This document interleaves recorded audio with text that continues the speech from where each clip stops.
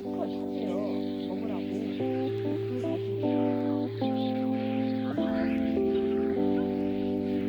now, in terms of books I'm reading,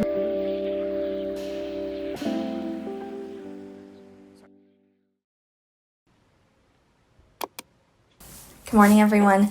Welcome back to the channel. This week is actually midterms week at school, so I don't have any classes, but in terms of my midterms, they're pretty chill. I don't have any tests. I just have some assignments to do. And so it's kind of ended up being sort of like a more free week in the middle of the semester, which I'm so grateful for. So taking advantage of sort of like this free time, I thought I would take you guys along to spend a week sort of like reading and doing some spring cleaning and just like general life maintenance stuff. I still want to work on sort of like my personal translation and writing things. I want to just kind of get bigger pushes on them because those projects have kind of taken, like been put on the back burner since starting school. And so it's still sort of like a work week. I definitely have some stuff to do. But overall, I think I'll have a little bit of more free like pockets here and there to sort of spend some time reading. Also just like organize my room. I have some winter clothes to wash and put away, and also a lot of clothes to like donate and sell. I also want to plant some seeds and like shoots up on my grandma's rooftop sort of garden here. I would want to plant like basil and cilantro and things like that. So hopefully it'll be like sort of like a fun, cozy, like restful, but also like rejuvenating week together. Hopefully just sort of like opening the windows and like getting some fresh air, like mentally, spatially.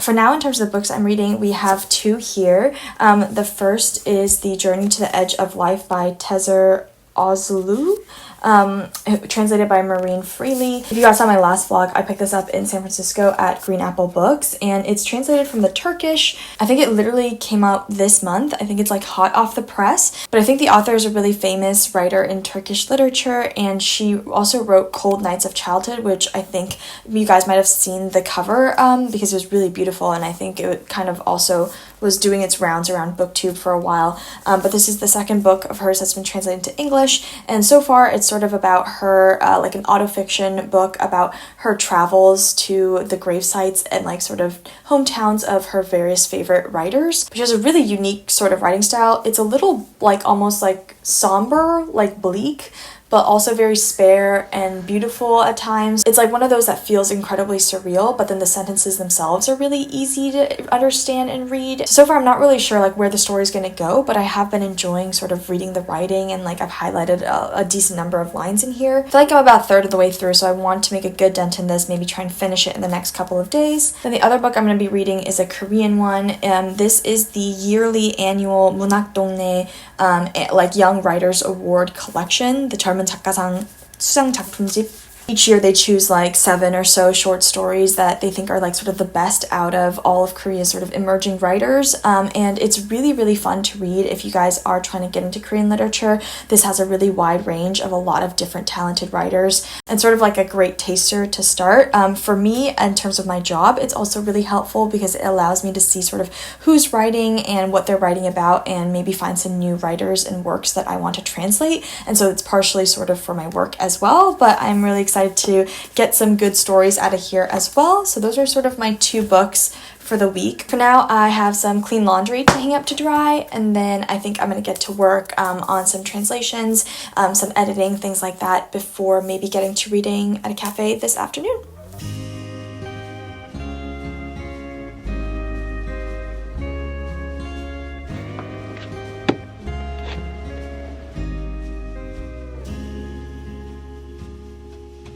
Last rodeo written on my back window. I've never tried this before I met you. Here we go into the wideness unknown. You seem to shift what I thought that I knew.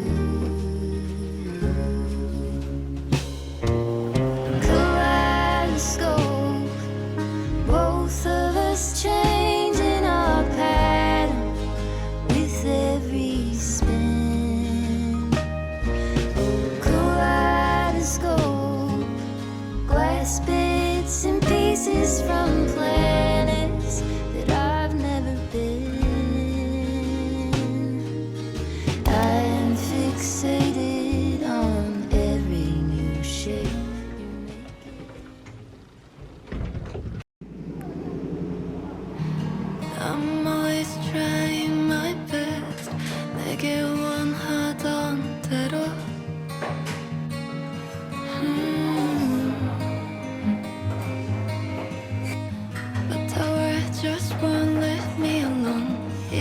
나를 알아보겠어.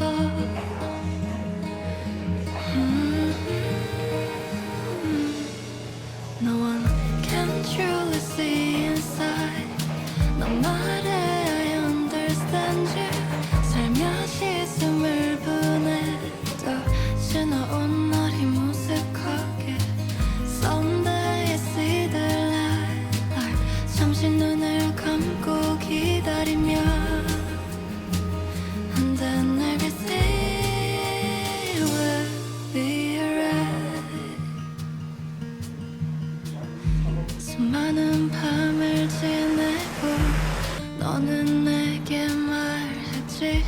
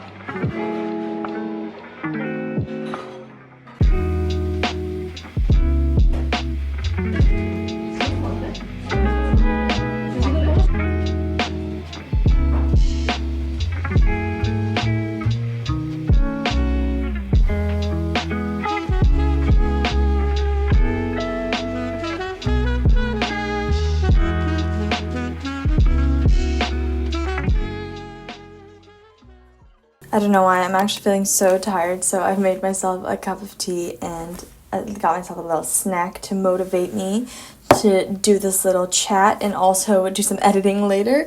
But as you guys saw, I finished the first story in the short story collection. For any Korean readers, it was a short story called 반에 반에 반 by Baek On-yu. I actually really enjoyed it, and I thought it'd be sort of a good chance to talk about how I actually choose works to translate. So for example, in this case, since there are 7 stories, if I might get the chance, which one would I translate, etc.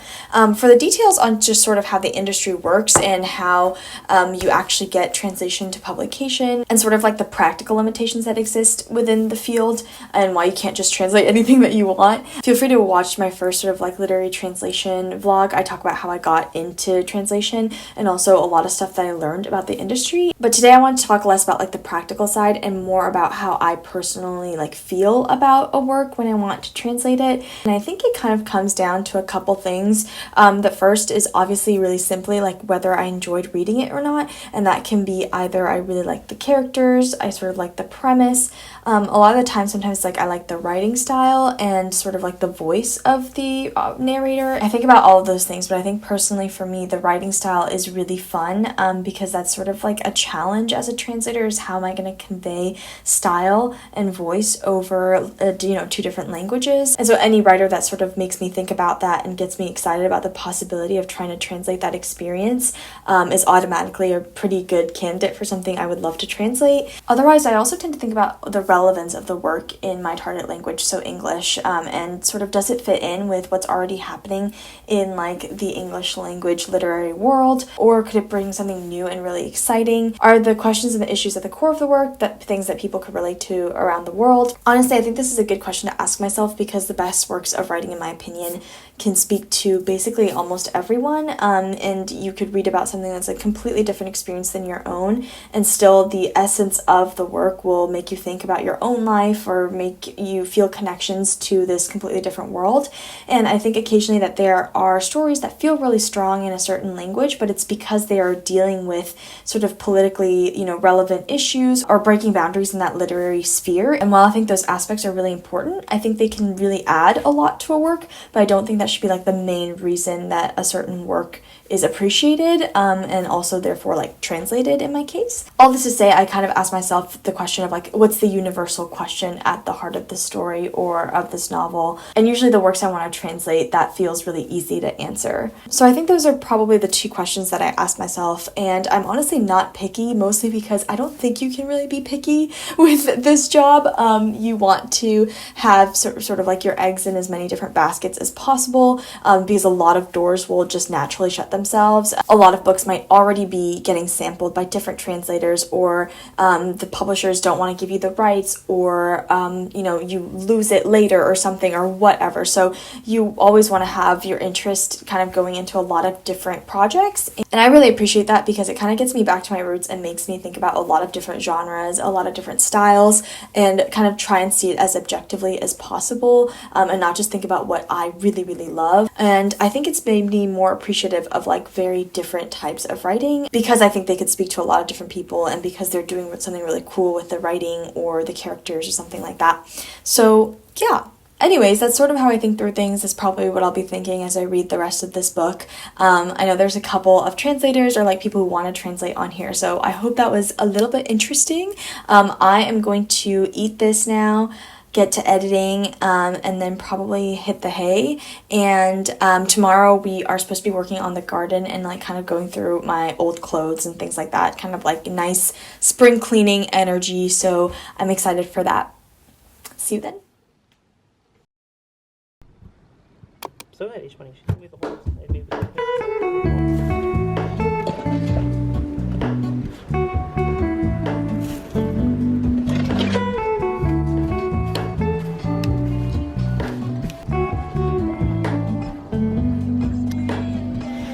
Hello, Ramona. I can't shake the simplest feeling beyond the ghost. We stand on the opposite shore. Hello, Ramona. I reach through mysterious ceilings. My home. I look for the things I don't know.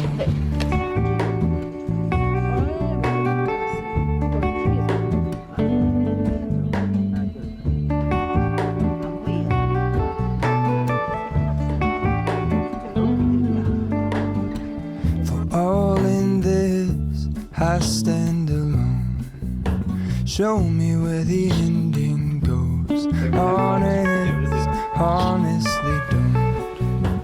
I should be the last to know. We're all in this, I stand alone. Show me where the ending goes. Honest, honestly don't. So I've organized my clothes into a sell pile here and a donate pile here. I'm going to take these to Goodwill today. And then we took photos of most of these, and they're going to go on Carrot or Tangun, which is sort of like the Facebook marketplace of Korea, basically.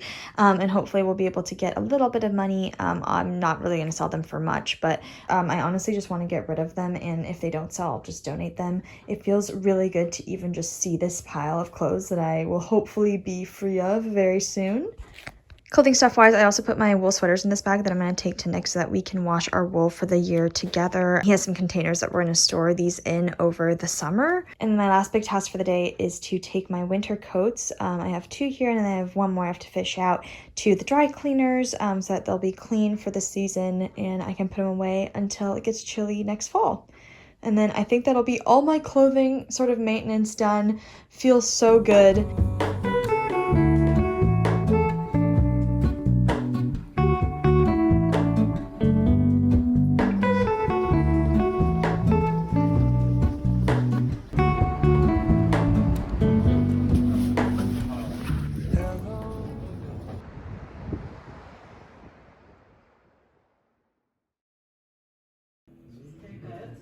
두 잔 다행이다.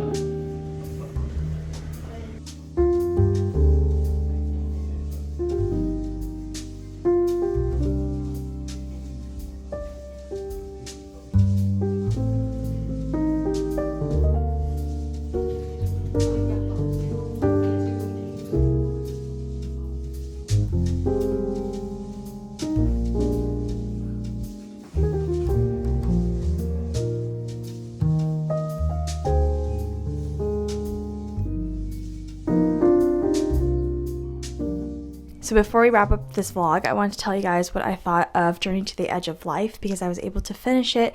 And honestly, it was a relatively quick read. The sentences are really simple, the style is very spare, and so it doesn't feel like difficult to read by any means.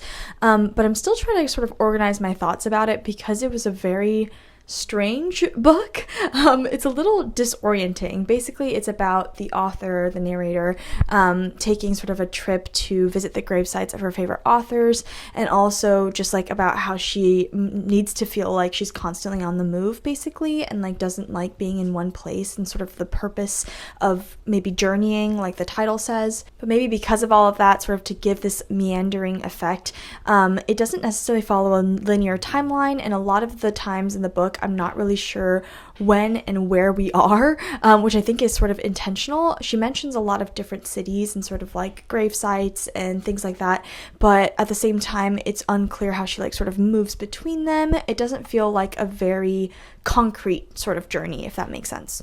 But the writing is really beautiful, and at a certain point I just kind of gave up on understanding exactly what was happening in terms of the plot, or like there's not really a plot, so like trying to understand where she was, and instead I focused on sort of where the narrator was mentally and sort of emotionally, and that sort of through line. And I feel like that was quite interesting. The narrator talks a lot about how like sort of pointless life is and how difficult it is as well for her, and also there should definitely be like trigger warnings of suicide for this book, because it's just a big theme, and thinking about, you know, what is the right to end our own lives, you know, what is the point of life, etc. But I think it's really interesting because she talks a lot about that, and she deals a lot with like depression, sort of existential anxiety, whatever. But at the same time, like the way she loves these writers and the way she loves these books that she talks about, the way she talks about like the people she sees and remembers them, it is all just sort of an affirmation of life, I think, at the end of the day. And I remember at the beginning of the year I told you guys that one of my goals for this year was to not read bleak books anymore, just because I was kind of tired by like books that were cynical for the sake of being cynical. But I actually think even though this book seems extremely bleak at times, that sort of energy of the writing and the care she puts in to understanding the world around her, it feels very like full of love at the same time. And I feel like I would recommend this to any of you guys if you like sort of more experimental or existential writing. There are some really beautiful lines in here that I'll sort of end the vlog with, and by the end it's like one of those books that you just want to kind of like sit in the emotions of it for a while, the mood of it, which I really appreciate. So actually I'll just read one quote that I feel like sort of encapsulates the vibe, or sort of like the mood and maybe the point even of this book, and I think it's a translation that Tezer Ozlu did of maybe Pavese. It's a little confusing, but it's done in like this italics. Suddenly he realized that the night opening before him was the sky, and all his eyes could tell him was that when dawn arrived he would be sitting on a train moving through land baked by the summer sun. He saw that he would be free to come and go, and that he would forever be shut away inside his invisible human walls. These were his limits, his prison, silent and lost to the void, to the night. I just think that line about like he's free to come and go, but he's also shut inside his human sort of walls feels like exactly what this book was talking about, and sort of explores throughout the whole thing. So if that sounds good to you, I'd recommend it. Otherwise, I'm excited to read Cold Nights of Childhood. I'm just happy to have found another writer. I don't think I've read Turkish literature in a very long time, so that was really exciting. And with that, I think I'm gonna end this vlog here. I hope you guys enjoyed coming along for a week of sort of like cleaning, reading, refreshing in general, and I'll see you guys really soon with the next one. Bye!